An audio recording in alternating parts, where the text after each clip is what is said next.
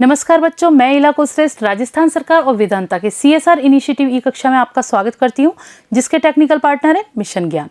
आज हम विज्ञान के 19th चैप्टर जैव विविधता एवं इसका संरक्षण का भाग 5 शुरू करेंगे, जिसमें हमारा आज का टॉपिक रहेगा जैव विविधता का संरक्षण। हम लोगों ने पिछले वीडियोज़ में जैव विविधता के बारे में जाना, इसके स्तरों के बारे में जाना, तप्त स्थलों के बारे में जाना, जैव विविधता का महत्व उसके बारे में भी चर्चा की। साथ में हमने ये चर्चा की कि इतना महत्व होते हुए भी उस पर इतना संकट क्यों आया है और उसके क्या कारण है। अब हम ये चर्चा करेंगे कि उस जैव विविधता को खतरे से कैसे बचाया जा सकता है, यानी उसके संरक्षण की बात करेंगे यहाँ पे। पर उससे पहले पिछली बार दिए गए दोनों प्रश्नों को देखेंगे। तो पहला प्रश्न था आपका, किन्हीं 2 विदेशी पादपों के नाम बताओ जो स्थानीय जैव विविधता के लिए बहुत बड़ा खतरा बन गए हैं। यहाँ किन्हीं पर बच्चों बिंदी भी लगानी है, आप ये ध्यान रखना। किन्हीं 2 विदेशी पादपों के नाम आपको बताने हैं जो स्थानीय जैव विविधता के लिए बहुत बड़ा खतरा बन गए। हम लोगों ने चर्चा की थी बच्चों कि कई बार वांछित या अवांछित रूप से विदेशी प्रजातियां जब आ जाती हैं तो वो स्थानीय क्षेत्र के जो जीव हैं उनके लिए क्या बन जाती हैं, खतरा बन जाती हैं। तो उन्हीं में से किन्हीं 2 का नाम रखना है हमें, जो आपकी पुस्तक में दिए गए हैं। तो आप पढ़िएगा किस तरह से इसका उत्तर लिखेंगे आप। स्थानीय जैव विविधता के लिए खतरा बनने वाली 2 विदेशी पादप निम्न हैं। पहला लैंटाना और दूसरा है जलकुंभी। आपको केवल यहाँ पे नाम ही देने हैं, तो हमने यहाँ पे 2 के नाम दिए हैं, लैंटाना और जलकुंभी। ठीक है बच्चों। नेक्स्ट प्रश्न आपका था, अंधविश्वास एवं अज्ञानता के कारण जैव विविधता का ह्रास होता है, एक उदाहरण द्वारा समझाइए। हमने ये बहुत अच्छी तरह से पढ़ा था, इसमें हमने कई उदाहरण देखे थे। हम उनमें से कोई भी एक उदाहरण देके इस प्रश्न को हल करेंगे। तो आप किस तरह से लिखेंगे, अंधविश्वास एवं अज्ञानता के कारण मनुष्य द्वारा जैव विविधता को अक्सर नुकसान पहुंचा दिया जाता है।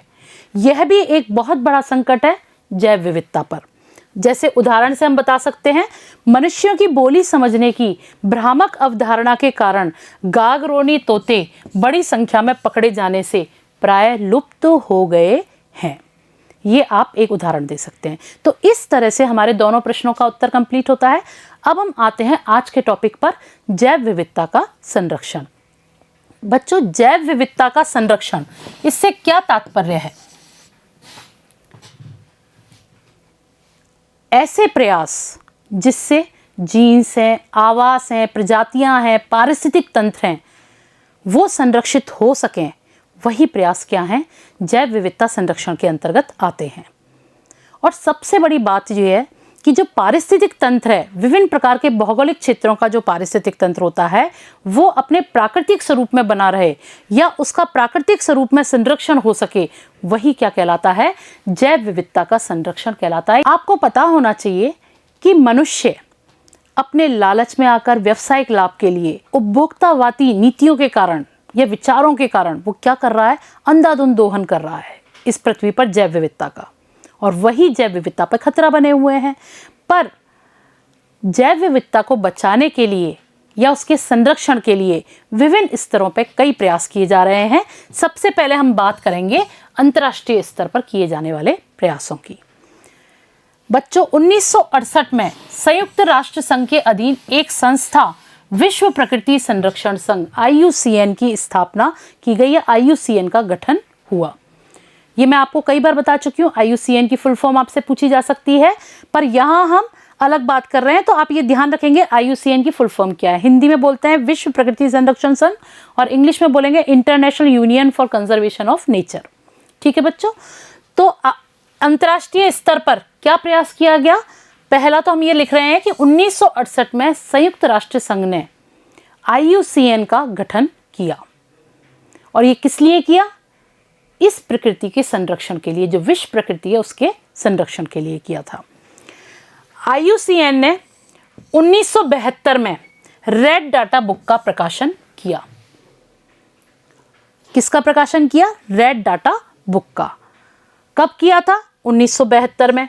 तो इस लाइन पर भी देखिएगा, आपके प्रश्न बन रहे हैं कि IUCN ने किस बुक का प्रकाशन किया और कब किया? 1972 में किया। तो ये छोटे छोटे प्रश्न जो बन रहे हैं आपके हर बिंदु पर हैं, आपको ध्यान रखने पड़ेंगे।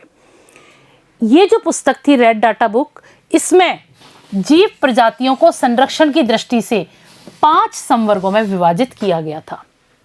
हम लोगों ने ये संवर्ग चैप्टर 12 में भी पढ़े थे।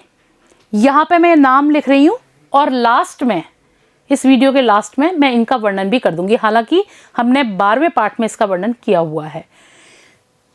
पहला संवर्ग कौन सा था? विलुप्त प्रजातियां।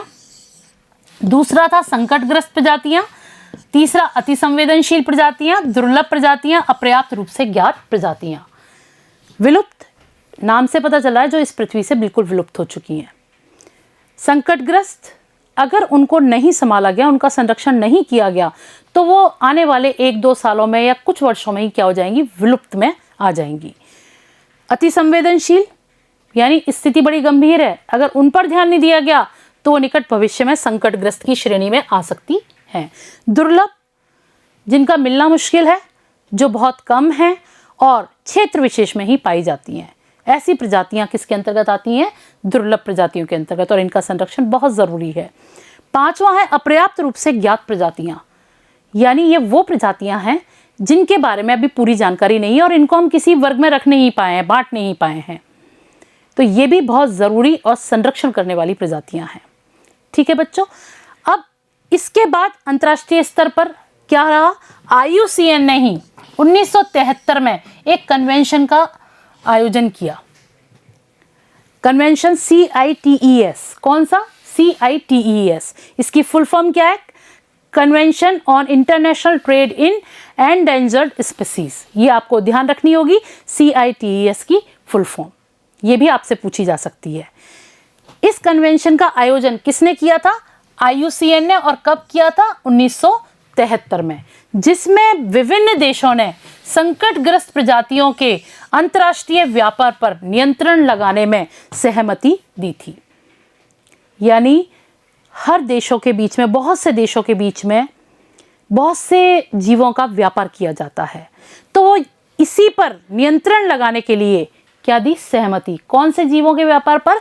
जो संकटग्रस्त प्रजातियां हैं, उनके अंतर्राष्ट्रीय व्यापार पर नियंत्रण लगाने में अपनी सहमति प्रदान की थी। बच्चों, 1992 में ब्राजील में रियो डी जेनेरियो शहर में एक सम्मेलन हुआ, पृथ्वी सम्मेलन। इस सम्मेलन में जैव विविधता संधि अस्तित्व में आई थी। जैव विविधता संधि यानी CBD। इसकी फुल फॉर्म क्या है? Convention on biodiversity. ये जो संधि थी, किस प्रतिबद्धता के लिए की गई थी?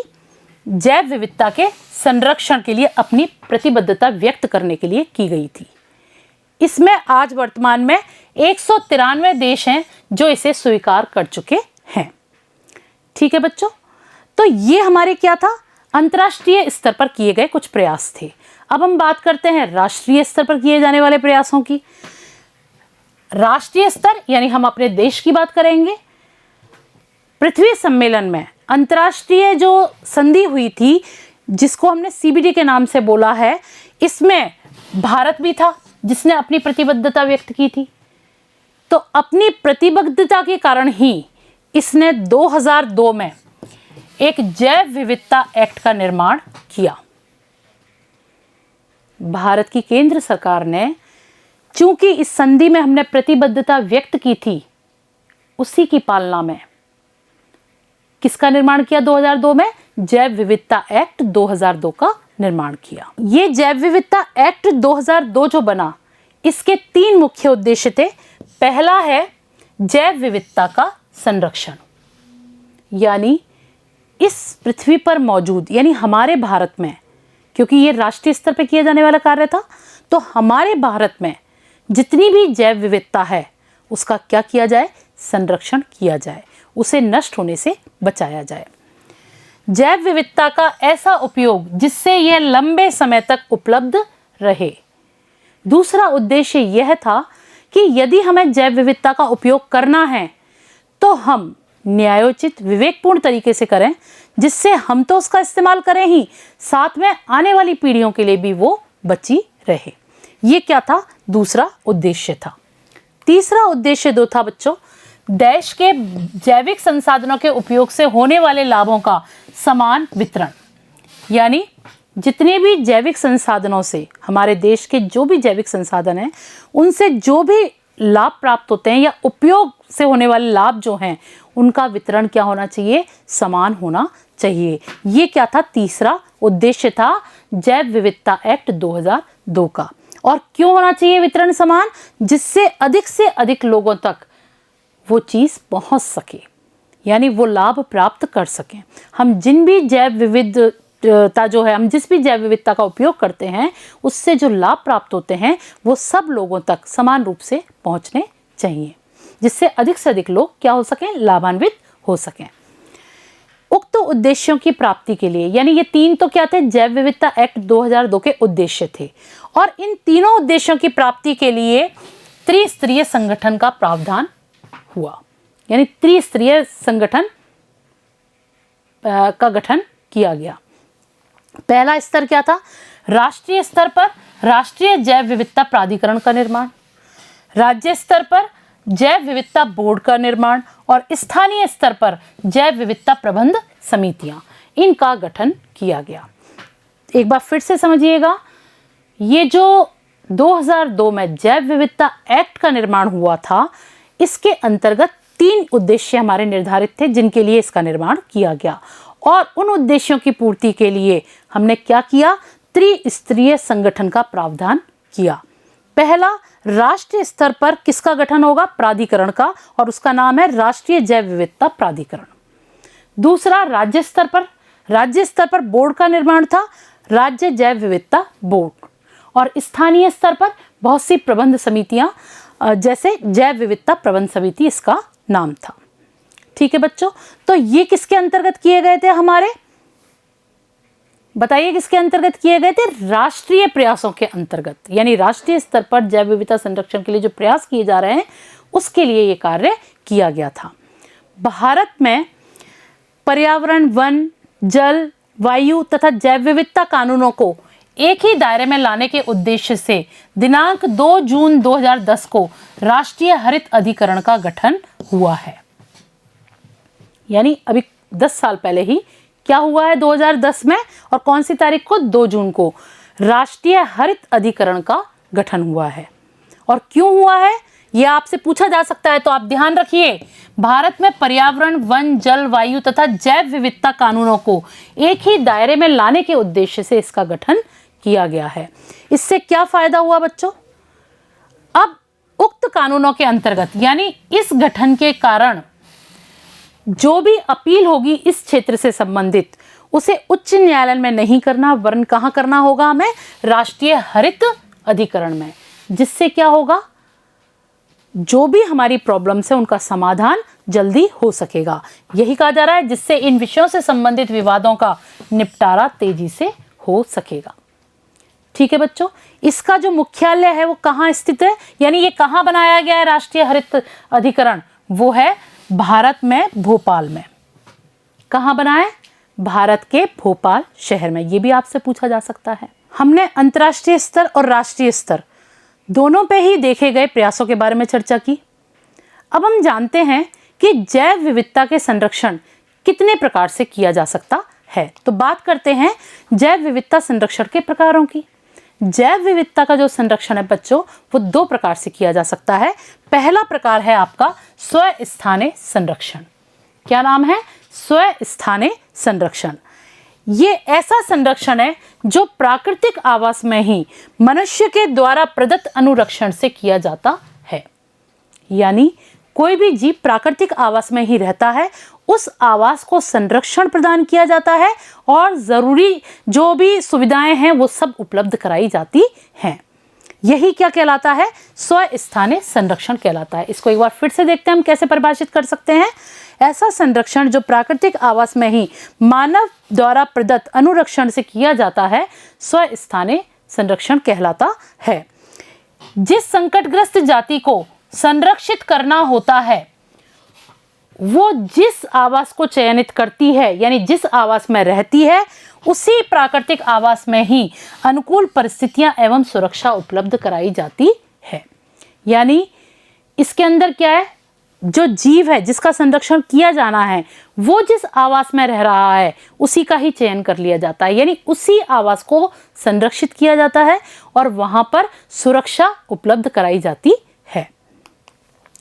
इसके तहत बहुत से राष्ट्रीय उद्यान, वन्यजीव अभ्यारण्य, बायोस्फीयर रिजर्व और संरक्षण रिजर्व स्थापित किए जाते हैं। हमारे भारत में वर्तमान में बायोस्फीयर रिजर्व की कितनी संख्या है? 14। राष्ट्रीय उद्यान कितने हैं? 99। वन्यजीव अभ्यारण्य कितने हैं? 523 और संरक्षित रिजर्व कितने हैं? 47। ये आपको संख्या याद होनी चाहिए, आपसे पूछा जा सकता है हमारे भारत में वर्तमान में कितने बायोस्फीयर रिजर्व हैं, कितने राष्ट्रीय पार्क हैं या अभ्यारण्य हैं या संरक्षित रिजर्व हैं, किसी की भी संख्या आपसे पूछी जा सकती है। तो आप समझ गए होंगे इनकी स्थापना किसके अंतर्गत की गई? जैव विविधता संरक्षण के अंतर्गत। और कौन से प्रकार के अंतर्गत? स्वस्थानीय संरक्षण के अंतर्गत की जाती है। देश के कुल भौगोलिक क्षेत्रफल का लगभग हम 4.83% यानी 1,58,745 वर्ग किलोमीटर संरक्षित कर चुके हैं।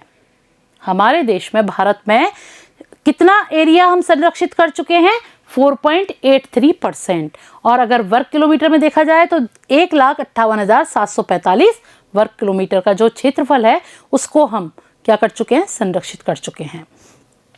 दूसरा है आपका बच्चों बहिस्थानीय संरक्षण। वो क्या था? स्वस्थानीय, जिसमें जीव जहां रह रहा है, जिस स्थान को, जिस आवास को चयनित करता है उसी आवास को संरक्षा प्रदान की जाती है और वहां पे सुरक्षा उपलब्ध कराई जाती है। ठीक है, ये क्या है? बहिस्थानीय। बहिस्थानीय में हम उस जीव को उस आवास से बाहर लाकर अलग से उसका क्या करते हैं? संरक्षण करते हैं। तो इसकी परिभाषा क्या रहेगी? जैव विविधता संरक्षण की इस विधि में संकटग्रस्त पादप और जंतु प्रजातियों को उनके प्राकृतिक आवास से बाहर कृत्रिम आवास में संरक्षण प्रदान किया जाता है। अंतर समझ में आया? आपसे अंतर भी पूछा जा सकता है स्वस्थानीय और बहिस्थानीय संरक्षण में। ठीक है बच्चों, इसमें क्या कर रहे हैं? जो भी संकटग्रस्त पादप और जंतु हैं उनको प्राकृतिक आवास से बाहर लाकर कृत्रिम आवास में संरक्षण प्रदान किया जाता है। और इसको प्रदान करने के लिए हम क्या करते हैं? अगर हमें वनस्पति का संरक्षण करना है तो उसके लिए हम बहुत से बॉटनिकल गार्डन्स हैं या सीड बैंक्स हैं या टिश्यू कल्चर प्रयोगशालाएं हैं, उनका निर्माण करते हैं। आपको याद रखना होगा वनस्पति संरक्षण हेतु किसका निर्माण किया जाता है? वनस्पतिक उद्यानों का, बीज बैंकों का, ऊतक संवर्धन प्रयोगशालाओं का निर्माण किया जाता है। इसी तरह से जंतुओं के संरक्षण के लिए क्या करते हैं? चिड़ियाघर, आप लोगों ने देखे होंगे, जू का नाम सुना है, चिड़ियाघर देखा होगा आपने। एक्वेरियम, जिसमें मछलियों को पाला जाता है, जलीय जीवों को पाला जाता है। जूलॉजिकल पार्क, इन सभी का निर्माण किया जाता है। बच्चों, संकटग्रस्त पादपों और जंतुओं के जनन द्रव्यों से मतलब है जैसे पौधों में बीज हो गए, कलमें हो गई, जंतुओं में शुक्राणु हो गए, अंडाणु हो गए, ये जो चीजें हैं इनका संरक्षण निम्न ताप संरक्षण विधि द्वारा और मंद वृद्धि विधि द्वारा किया जाता है। इसका मतलब क्या हुआ कि पौधों को संरक्षित करने के लिए, उनकी प्रजातियों को संरक्षित करने के लिए उनके जो जनन द्रव्य हैं जैसे बीज, फल, पराग, बीजाणु, शुक्राणु, अंडाणु, इन सभी को इन दो विधियों से क्या किया जाता है? संरक्षित किया जाता है। निम्न ताप संरक्षण विधि यानी बहुत कम टेम्परेचर पर उनको रख दिया जाता है और लंबे समय तक वो रखे रहते हैं। इसी तरह से मंद वृद्धि कल्चर यानी उनकी वृद्धि को बहुत मंद कर दिया जाता है, इतना धीमा कर दिया जाता है कि वो लगभग रुक जाती है। इस तरह से इनको क्या किया जाता है? संरक्षित किया जाता है। संकटग्रस्त पौधों या जंतुओं के जीन्स को अंकुरणक्षम अवस्था में जीन बैंकों में सुरक्षित रखा जाता है। जीन बैंक क्या होते हैं? वही स्थान जहां पर बहुत कम टेम्परेचर पर या मंद वृद्धि कल्चर विधि के द्वारा क्या कर दिया जाता है? विभिन्न प्रकार के जनन द्रव्यों का संरक्षण किया जाता है। जैसे पौधों में बीज हो गए, फल हो गए, कलमें हो गई, ये सारी चीज़ें हैं। जंतुओं में शुक्राणु हैं, अंडाणु हैं, या जैसे प्रवाल वित्तियाँ हैं तो उनमें प्रवाल के जो टुकड़े होते हैं उनको, तो इस तरह से उनको क्या किया जाता है? संरक्षित करके इकट्ठा किया जाता है। और ये इसलिए भी किया जाता है कि यदि कोई प्रजाति नष्ट हो जाती है तो उसको वापस से क्या किया जा सके? उत्पन्न किया जा सके। तो आपको पता होना चाहिए बच्चों, इसके मैं कुछ उदाहरण दे रही हूँ जीन बैंकों के। इंडियन सीड वॉल्ट भारत का सबसे बड़ा सीड बैंक है, जो कहाँ स्थित है? लद्दाख में स्थित है। इसी तरह से स्वालबर्ड ग्लोबल सीड वॉल्ट जो है वो आर्कटिक में बना हुआ है, नॉर्वे में, बिल्कुल रिमोट एरिया में। आप यहाँ पर देखेंगे इस तरह से क्या किया जाता है, इनका संरक्षण किया जाता है। ठीक है बच्चों, आज का जो टॉपिक था हमारा, उसमें हमने क्या पढ़ा? जैव विविधता के संरक्षण पर चर्चा की। मैंने आपको जब पढ़ाया था कि जीवों को IUCN ने कितनी कैटेगरीज में बांटा है? 5 में। तो मैंने कहा था कि मैं आगे उसका विवरण दूंगी, तो हम उस पर भी एक नज़र डाल लेते हैं। IUCN ने विश्व की जीव प्रजातियों को संरक्षण की दृष्टि से 5 संवर्गों में विभाजित किया है। हालांकि ये चीज़ हमने 12th चैप्टर में भी पढ़ी है और वहाँ पे इसका वर्णन भी किया है, पर फिर भी एक बार एक नज़र डाल लेते हैं हम।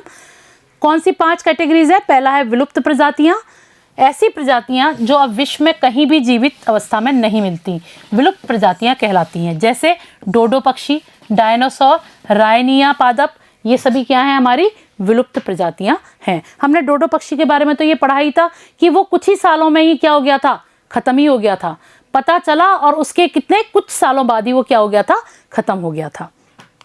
नेक्स्ट है संकटग्रस्त प्रजातियां, यानी ऐसी प्रजातियां जो विलुप्त होने की कगार पर हैं, जिनका संरक्षण नहीं किया गया तो शीघ्र ही क्या हो जाएंगी? विलुप्त हो जाएंगी। शीघ्र से मतलब हो सकता है 1 साल में विलुप्त हो जाएं, 2, 3 साल, 4 साल, शीघ्र ही वो किस कैटेगरी में आ जाएंगी? विलुप्त की कैटेगरी में आ जाएंगी। जैसे चीता, बाघ, बगेरा, जिंगो बायलोबा, सर्पगंधा, गैंडा, ये सभी जीव ऐसे हैं जो संकटग्रस्त पौधों की स्थिति, संकटग्रस्त जीवों की स्थिति में आते हैं।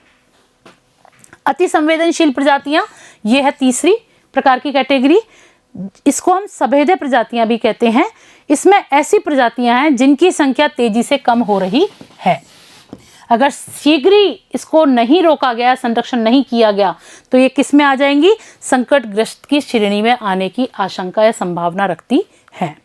जैसे नीलगिरी रंगूर, याक, लाल पांडा, कोबरा, ब्लैक बग, ये सभी ऐसे जीव हैं जो किस कैटेगरी में आते हैं? सभेदे यानी अति संवेदनशील प्रजातियों के अंतर्गत आते हैं। चौथा है दुर्लभ प्रजातियां। दुर्लभ जिनका मिलना मुश्किल है, जो हर जगह नहीं मिलती और इनकी संख्या भी क्या है? बहुत कम। ये क्षेत्र विशेष में पाई जाती हैं। ऐसी प्रजातियां जो प्राय सीमित भौगोलिक क्षेत्र में रह गई हैं या जिनकी संख्या बहुत ही विरल है, जैसे लाल भेड़िया, हैनान गिब्बन, ये अपन ने पढ़ा था, विशाल पांडा, ये सभी क्या हैं? हमारे दुर्लभ प्रजातियों के अंतर्गत आते हैं, जो क्षेत्र विशेष में ही पाए जाते हैं। अपर्याप्त रूप से ज्ञात प्रजातियां, ये 5वीं कैटेगरी है। ये ऐसी प्रजातियां हैं जिनके बारे में पर्याप्त जानकारी के अभाव के कारण उन्हें किसी विशिष्ट वर्ग में नहीं रखा जा सका है। ठीक है बच्चों, ये थी बच्चों IUCN द्वारा जैव संरक्षण के लिए या जैव विविधता संरक्षण के लिए जो रेड डाटा बुक का निर्माण किया गया था, उसमें विभाजित की गई 5 कैटेगरीज। तो ये थी बच्चों IUCN द्वारा, IUCN द्वारा विभाजित किए गए 5 संवर्ग। किसके अंतर्गत किए गए हैं? रेड डाटा बुक के अंतर्गत किए गए हैं। ठीक है, आज का टॉपिक हमारा यहीं खत्म होता है। अब मैं इस टॉपिक से संबंधित 2 प्रश्न आपको दे रही हूँ, आप नोट करिएगा। उत्तर पुस्तिका में आपने निकाल रखी होगी उत्तर पुस्तिका। पहला प्रश्न आपका है, राष्ट्रीय हरित अधिकरण का मुख्यालय कहाँ स्थित है? क्वेश्चन 1, राष्ट्रीय हरित अधिकरण का मुख्यालय कहाँ स्थित है? क्वेश्चन 2, वर्ष 1992 में पृथ्वी सम्मेलन कहाँ और क्यों हुआ था? आपने नोट कर लिए होंगे दोनों प्रश्नों को, इनके उत्तर खोजिएगा बच्चों। मिलते हैं नेक्स्ट वीडियो में नए टॉपिक के साथ। धन्यवाद बच्चों।